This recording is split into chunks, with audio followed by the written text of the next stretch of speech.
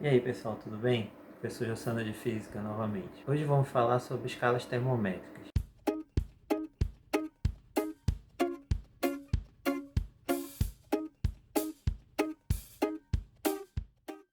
As escalas termométricas são usadas para indicar a temperatura, ou seja, a energia cinética associada ao movimento das partículas.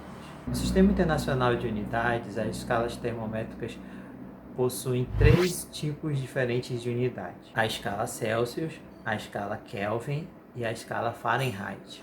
Como referência, elas usam o ponto de fusão, o ponto em que os objetos ficam sólidos, e o ponto de ebulição, ou seja, de vapor que esse material vai soltar. A escala Fahrenheit foi criada em 1724 pelo físico e engenheiro Gabriel Fahrenheit, a qual recebe o nome em homenagem ao seu criador.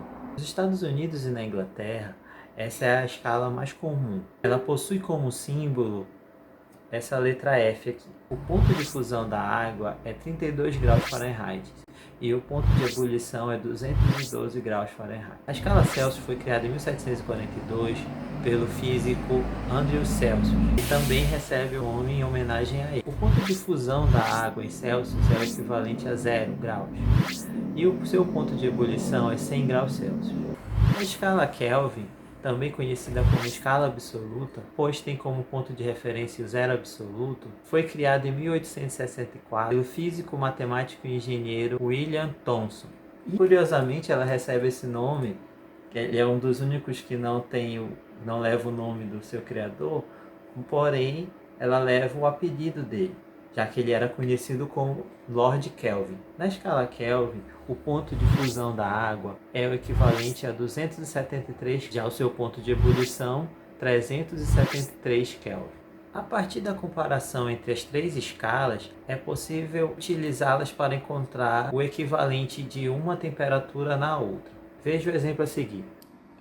Neste exemplo, temos a seguinte questão. Na tabela a seguir, temos os valores das temperaturas dos pontos de fusão e de ebulição do oxigênio, do fenol e do pentano. Quais seriam esses valores na escala Kelvin? Bom, aqui temos uma tabela onde mostra o ponto de fusão e ebulição de cada um desses três elementos. Lembrando que, como nós queremos transformar isso para a escala Kelvin, vamos utilizar a fórmula da transformação de Celsius para Kelvin. Essa aqui, temperatura em Kelvin vai ser igual à temperatura que você tem em Celsius mais 273. Vamos fazer primeiro o oxigênio. Então, utilizando a fórmula, vamos ter, no lugar da temperatura Celsius, vamos colocar menos 218,4 mais 273. Fazendo essa subtração, nós vamos ter a temperatura em Kelvin igual a 54,6. Esse é o ponto de fusão. Para o ponto de ebulição, nós vamos trocar agora a temperatura em Celsius para menos 183, mais 273. Isso aí também é uma subtração. Ao fazer essa subtração, vamos ter o valor igual a 90. Agora vamos passar para o fenol. No fenol, vamos ter 43 mais 273, que vai me dar uma temperatura de 316 Kelvin. Já o ponto de ebulição vai ser 182 mais 273, que vai me dar uma temperatura de 455.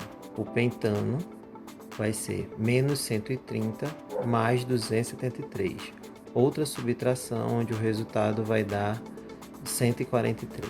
Para a ebulição, vamos ter 36,1 mais 273, que vai me dar um resultado igual a 309,1. Neste exemplo, vamos ter: Maria usou um livro de receitas para fazer um bolo de fubá, mas ao fazer a tradução do livro de inglês para o português, a temperatura permaneceu em Fahrenheit.